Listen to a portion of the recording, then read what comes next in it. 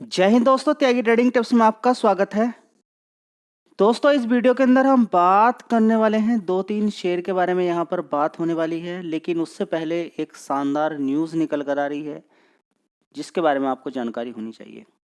Rate cut को लेकर बड़ा ही हंगामा था मार्केट के अंदर, इंडियन मार्केट के अंदर भी, यूएस मार्केट के अंदर भी, क्योंकि लगातार 2020 से लेके लगातार रेट हाइक ही हो रहे थे। रेट हाइक होना सही है या गलत है, वो आप इस चीज़ से अनुमान लगाएं। छोटी सी बात को समझ लें कि इन्फ्लेशन यानी कि अगर महंगाई लगातार बढ़ रही है, तो ये मान के चलें कि रेट हाइक होता ही रहेगा। आपको अनुमान लगे कि रेट हाइक न होकर रेट कट हो गया है, इसका सीधा मतलब ये है कि मार्केट के अंदर इन्फ्लेशन अभी धीरे धीरे कम हो रहा है। ऐसा नहीं कि एकदम कम हो जाएगा और ऐसा भी नहीं कि एकदम बढ़ नहीं सकता है। ठीक है, तो इस चीज़ के बारे में आपको जानकारी होना बहुत ज़्यादा ज़रूरी है। कुछ सेक्टर को फ़ायदा होता है, कुछ सेक्टर को नुकसान भी होता है। ठीक है, बैंकिंग सेक्टर के लिए तो जितना रेट हाइक होगा उतनी अच्छी बात है। अच्छी बात ये भी होती है, रेट हाइक होने से अच्छा खासा एफडी आता है, उनका पैसा मार्केट में जो चलता है उस पर अच्छा ब्याज मिल जाता है। ठीक है, तो यहाँ पर देखें कि 25 बेसिस पॉइंट की यहाँ पर गिरावट देखने को मिली है रेट के अंदर। रेट कट हुआ है, बहुत अच्छी बात है। 2020 से लेकर पहली बार हुआ है। अब कितना हो गया है ये? 6.25%। कितना हो गया? 6.25%। ठीक है, ये चीज़ मार्केट के अंदर आते ही मार्केट के अंदर आपके अकॉर्डिंग तेज़ी बननी चाहिए थी। ठीक है, सेम डे कुछ ऐसा नहीं होता है कि अगर आप समझें कि बहुत बड़ा खेल स्टॉक मार्केट के अंदर चलता है, बड़े बड़े प्लेयर होते हैं, छोटी छोटी चीज़ों को देखते हैं। ठीक है, सारी चीज़ों को देखा जाता है, बातों पर ध्यान दिया जाता है। जो भी अनाउंसमेंट देखने को मिलता है उस अनाउंसमेंट के अंदर एक चीज़ ये ज़रूर रहती है कि दिक्कतें परेशानी इन्फ्लेशन को लेकर हो सकती हैं, इस पर भी विचार किया जा सकता है। ठीक है, बस ये पॉइंट एक बार बोला जाए तो समझ में आ जाता है कि इन्फ्लेशन फिर दोबारा बढ़ सकता है, यानी कि फिर रेट हाइक हो सकता है। अभी तो फिलहाल रेट कट हुआ है। आने वाले टाइम में आरबीआई के द्वारा ये प्रोजेक्शन दिया गया है कि फाइनेंशियल ईयर 25 के अंदर 4.8% का यहाँ पर रहने वाला है। जीडीपी ग्रोथ के अंदर अगर देखें तो रेट कितना हो सकता है? 6.7%। ठीक है, तो जीडीपी अभी जो कम है वो बढ़कर आने वाले टाइम में 2026 तक 6.7% तक पहुंच सकती है। ठीक है, ये बात आपको समझ में आ जानी चाहिए। अब बात कर लेते हैं उस शेयर की जिसके अंदर ज़बरदस्त गिरावट देखने को मिली है। नेट प्रॉफिट के अंदर लगभग 53% प्रॉफिट गिर गया है। चलिए दोस्तों, शेयर का नाम है एनएचपीसी। बहुत सारे लोगों ने शेयर को खरीद के रखा होगा। इसके अंदर धीरे धीरे पिछले 1 महीने की बात करें या पिछले 6 महीने की बात करें, स्टार्टिंग में तेज़ी बनी थी, लगातार तेज़ी तेज़ी तेज़ी तेज़ी, और शेयर ने लगभग 50 रुपये से शानदार तरीके से अच्छा खासा पैसा लोगों को बना के दिया है। अब शेयर के अंदर बड़ी गिरावट है। ऐसे ही शेयर मैं आपके लिए लेकर आ रहा हूँ जिनके अंदर ऊपर से ज़बरदस्त लगभग 30%, 25%, 35% की गिरावट हो गई है। कहीं पर भी खरीदने से ये नुकसान होता है कि 33% का अगर टॉप पर किसी ने खरीद लिया, आज की डेट में 33% का नुकसान है टॉप से। जब टॉप से कैलकुलेशन करते हैं तो नुकसान कुछ ज़्यादा ही होता है। नीचे से 33% देखने लगे तो प्रॉफिट उतना नहीं होगा, लेकिन अगर नॉर्मल सी बात है, कोई 100 रुपये का शेयर है, 1000 रुपये पहुँच गया, 10 गुना पैसा आपका बना के दिया है। ठीक है, लेकिन अगर वो गिरावट शुरू उसके अंदर हो जाए, वो 500 पहुँच जाए, तो हम क्या कैलकुलेशन करेंगे? ऊपर से 50% ही तो गिरा है, 50% ही तो गिरा है। ऊपर से शेयर अगर 1000 से गिर कर कितना आ जाए? 1 रुपया, या जीरो हो जाए, 1 रुपया हो जाए, 20 पैसे हो जाए, ख़त्म हो गया पूरा, तो उसको हम क्या बोलते हैं? 99% गिर चुका है, 95% गिर चुका है, इतना बोलेंगे ना।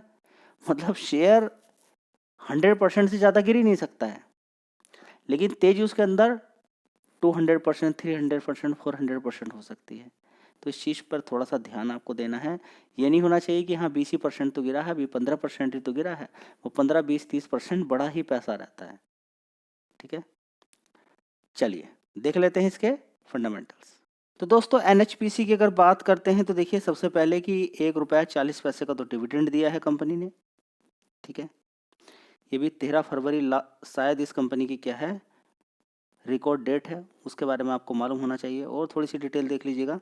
13 फरवरी ही है शायद, ठीक है। अब यहाँ पर अगर हम बात करते हैं कंपनी के प्रॉफिट जो मेन है, डिविडेंड साइड में रखिए, सबसे पहले देखिए कि मेन खबर क्या है। 231 करोड़ का इस कंपनी का प्रॉफिट देखने को मिला है, जो कि 52% गिर चुका है, ठीक है। तो एक साल पहले 628 करोड़ का था, उसके बाद 611, 1108 करोड़, उसके बाद 1069 करोड़, 1070 करोड़ क्वार्टरली था, और लगभग 628 करोड़ का एक साल पहले था। तो दोनों ही क्वार्टरली और ईयर ऑन ईयर बेसिस पे दोनों में ही ज़बरदस्त गिरावट है। अभी तो देखिए ईयर ऑन ईयर बेसिस तो 52% की है। क्वार्टरली कितना प्रॉफिट हुआ था? 1170 करोड़ का लगभग, सॉरी 1070 करोड़ का। 1070 करोड़ से सीधा सीधा 231 करोड़ आ गया।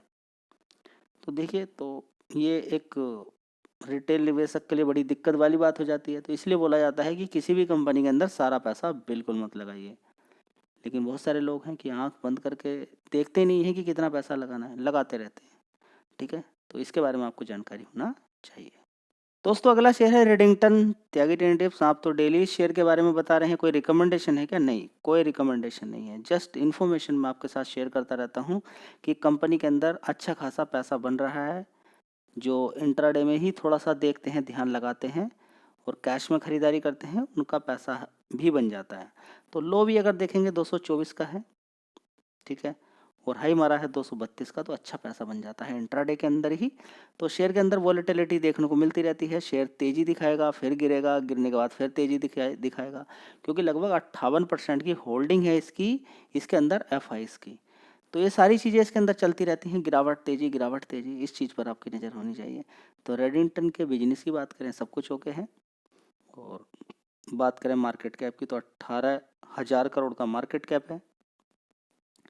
पी रेशियो सिर्फ 14% का है, 14 का है। तो इस चीज़ के बारे में आपको जानकारी होनी चाहिए। चलिए अगला शेयर देख लेते हैं।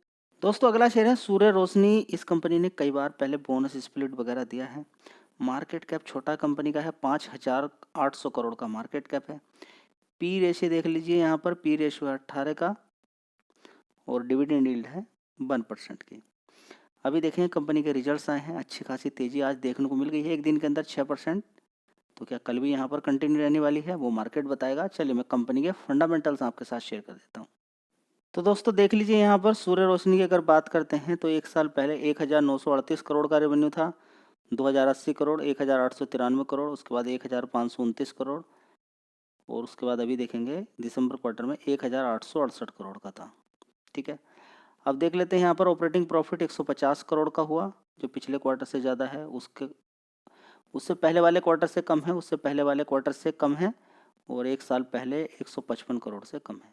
पिछले क्वार्टर्स की अपेक्षा अच्छी परफॉर्मेंस है, जिसकी वजह से तेज़ी बन गई। ये भी मार्केट के अंदर देखा जाता है कि अगर डाउन हुई है किसी कंपनी के अंदर, किसी भी कंपनी की प्रॉफिट अगर गिरा है, तो पिछले क्वार्टर में अगर गिरा है और एक साल पहले के अकॉर्डिंग थोड़ा सा कम है, लेकिन पिछले क्वार्टर से बेटर है, तो उसको अच्छा ही कंसिडर कर लिया जाता है। चलिए पिछले क्वार्टर का जो रिजल्ट्स ख़राब था उसके अकॉर्डिंग ठीक है। तो प्रॉफिट भी देखेंगे, पिछले क्वार्टर में 36 करोड़ का था, ठीक है। अब कितना है? 90 करोड़ का। तो ये भी एक अच्छी बात है, लेकिन ये ऐसा नहीं कि ये जो 90 करोड़ है ये पिछले 3-4 क्वार्टर को बीट कर देता है, नहीं, उनके बराबर आ चुका है। तो जहाँ जो परफॉर्मेंस थी वो वहीं पर पहुंच चुकी है, तो एक अच्छी खबर है। चलिए, साथ ही कंपनी के अंदर कितना कर्ज है वो भी आपको मालूम होना चाहिए। कितना कर्ज था कंपनी पे? 593 करोड़ का। कितना रह गया? 73 करोड़ का। कितनी अच्छी पॉजिटिव बात है। चलिए, रिजर्व्स कितना है? 2,213 करोड़ का, ठीक है। तो इस कंपनी इस कर्ज को एक क्वार्टर में ख़त्म कर सकती है चाहे तो, लेकिन करती नहीं है कंपनियाँ, चलता है ऐसे ही। 16 करोड़ से 73 करोड़ हो गया। चलिए कोई बात नहीं है। फिलहाल देखेंगे 2,213 करोड़ का रिजर्व्स कंपनी के पास है। मार्केट के अंदर फ्लक्चुएशन देखने को मिलती रहती है 5 DIs की। तो प्रोमोटर की होल्डिंग लगातार सेम बनी हुई है, 2022 से लेकर अभी तक सेम ही है, लगभग 62.47%, ठीक है। तो थोड़ी सी घटी है यहाँ पर। तो फिलहाल देखेंगे, इतनी होल्डिंग लेकर बैठे रहना बहुत अच्छी बात है। FIs ने थोड़ी सी होल्डिंग अपनी बढ़ाई है, घटाते रहते हैं, बढ़ाते रहते हैं। और यहाँ पर अगर बात करते हैं, DIs ने थोड़ी सी बढ़ाई फिर घटा दी है।